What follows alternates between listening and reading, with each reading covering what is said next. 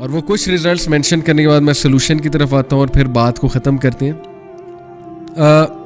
Some of the damages जो मैंने over the years देखे हैं काउंसलिंग्स में, जाहिर है कि इर्द गिर्द लोग ऐसे होते हैं, आपके दोस्त भी होते हैं, बहुत कुछ होता है सामने। Number 1 health. मैं आपको एक हदीस सुनाता हूँ। It is such mind blowing हदीस, यानी कि ये हदीस सुनने के बाद यकीन कीजिए आप कंडीशन देखें कि हमारी कंडीशन, हमारी से मुराद है यानी हमारी यूथ की कंडीशन इस वक्त क्या हुई है और क्या हम इस हदीस पे पूरा नहीं उतरते हेल्थ के हवाले से। और किस हवाले से कि जब एक बंदा लिटरली ज़ॉम्बी बन जाता है इस चीज़ में जाकर, उसको समझ नहीं आती कि मैंने क्या करना है। तो पहली जो मैंने आपको चीज़ बताई कि हेल्थ डैमेज होती है, स्लीप डिसऑर्डर्स हो जाते हैं, लोग सारी रात बातें करते हैं, चैटिंग करते हैं, व्हाट्सएप करते हैं, टेक्सटिंग करते हैं और टेक्सटिंग से भी अगले मरहले की चीज़ें करते हैं। उन्हें नींद नहीं आती, वो सो ही नहीं सकते, वो चीज़ उनकी एडिक्शन बन गई है। उसके बाद उन्होंने सुबह काम पे भी जाना है, उन्होंने यूनिवर्सिटी जाना है, प्रोजेक्ट्स करने, जो भी करना है, वो इंतहाई डीमोटिवेटेड स्टेट में सुबह जाते हैं। दिल ही नहीं उनका कर रहा होता, हर वक्त उनके जहन पे वही सवार होता है, ना वो घर वालों के टाइम दे रहे होते हैं। तो कितना ज़िया है, हेल्थ का ज़िया भी है। हेल्थ कैसे डैमेज हो रही है, नींद भी पूरी नहीं हो रही है और जो हरकतें कर रहे हैं उन हरकतों की वजह से भी हेल्थ डैमेज होती जा रही है। ज़ाहिर है स्क्रीन पे इतना ज़्यादा बैठेंगे और गलत मलत हरकतें होंगी तो फिज़िकल हेल्थ तो डैमेज पक्की होगी।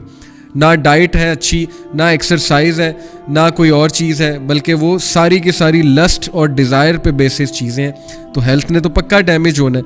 हेल्थ है, स्लीप डिसऑर्डर है, becoming slave to desire, slave बन जाना, जैसे किसी ने चेन किया हुआ है आपको उसके स्मार्टफोन के साथ और आप उससे छुटकारा नहीं हासिल कर सकते। हर वक्त उस स्मार्टफोन को पकड़ना है और आपने जो है वो काम करना है जो आपकी डिज़ायर्स आपको करने में मजबूर कर रही है। ये कौन सा लव है, ये कौन सा रिलेशन है, ये कौन सी अक्लमंदी है? मुझे कुछ समझा दे, ये क्या है?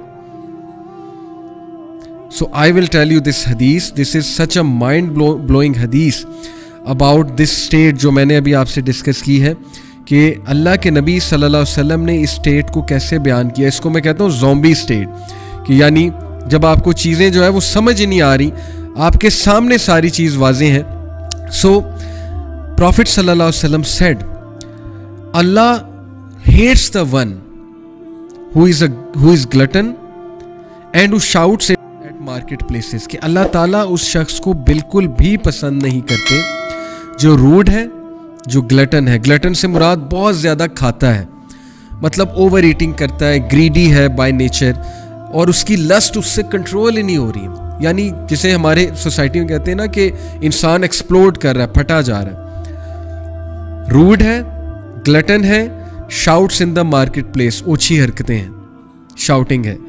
Who is a rotten corpse by night, वो रात को जिंदा लाश की तरह है। And works like a donkey by day, और गधे की तरह काम करता है सुबह। Knowledgeable in worldly matters and ignorant of the matters of the hereafter, knowledgeable है दुनियावी मामलात में लेकिन उखरवी मामलात में, आखिरत के मामलात में बिल्कुल कोई नॉलेज नहीं है। नमाज रोजे का कुछ नहीं पता है, अल्लाह माफ़ करे।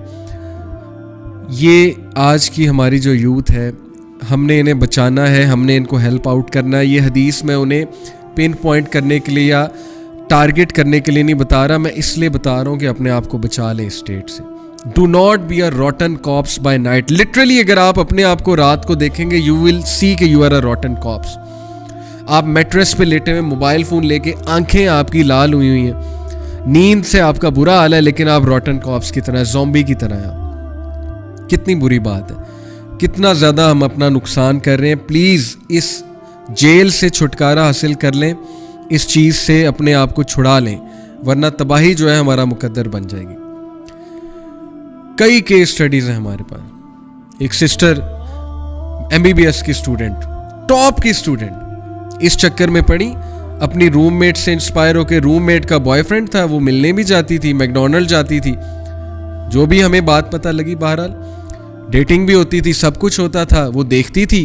पहले इतना इंस्पायर नहीं हुई, आहिस्ता आहिस्ता अफेक्ट तो करती है कंपनी। रूममेट चेंज कर लेनी चाहिए थी उसे, पहली तो ये बात है, या समझाना चाहिए था, ठीक है, इखलास से।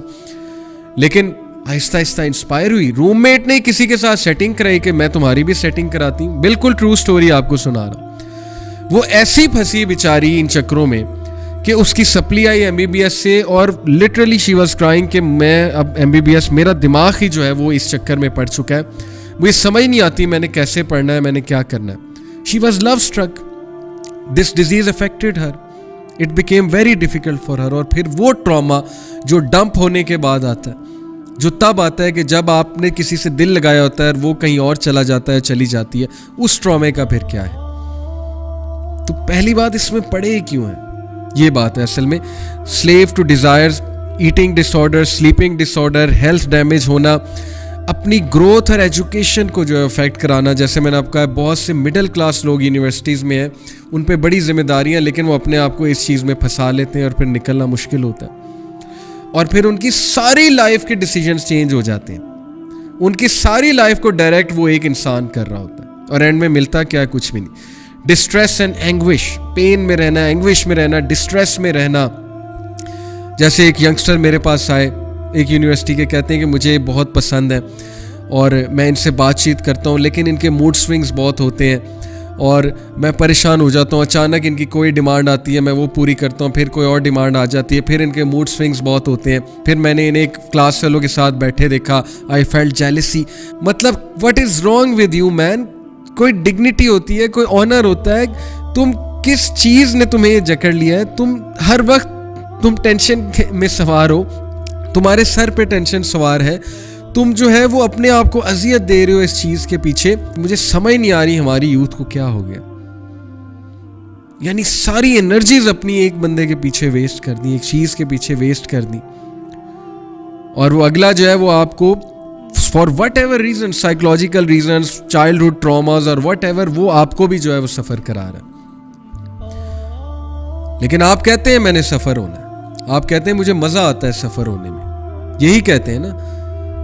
मैंने हलाल की तरफ नहीं जाना, मैंने हराम में ही सफ़र होके जो है मज़ा लेना। ये है आजकल के ये नौजवानों की सोच, सीधी सी बात है।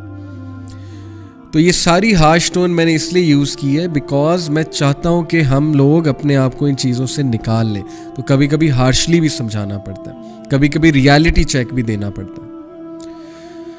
तो ग्रोथ और एजुकेशन का नुकसान होना, आपकी ग्रोथ रुक जाएगी, आप कभी मूड स्विंग्स में फंसे होंगे, आप कभी जो है अगले को खुश करने में फंसे होंगे, आप कभी किसी लड़ाई में फंसे होंगे, आप कभी ये जेलस होने में फंसे होंगे कि यार ये अगले क्लास फेलो से बात कर रही है या कर रहा है। मतलब यही रह गया लाइफ में। आई अंडरस्टैंड कि आप नौजवान हैं, आई अंडरस्टैंड कि ये चीज़ें बड़ी कॉमन हैं, लेकिन भाई थोड़ी सी डिग्निटी और ऑनर भी तो होता है ना अपने अंदर। किसी को पसंद करना है तो एटलीस्ट गुड रीजंस में ही पसंद कर लो।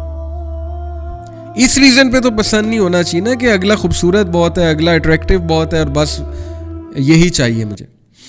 So growth and education, distress and anguish, loss of interest in इबादत। अल्लाह अकबर, सबसे बड़ा जो मसला है, इबादत में इंटरेस्ट ही लूज हो जाता है। कोई इंटरेस्ट नहीं रहता अल्लाह की इबादत करने में, क्योंकि हर वक्त your heart is attached over there.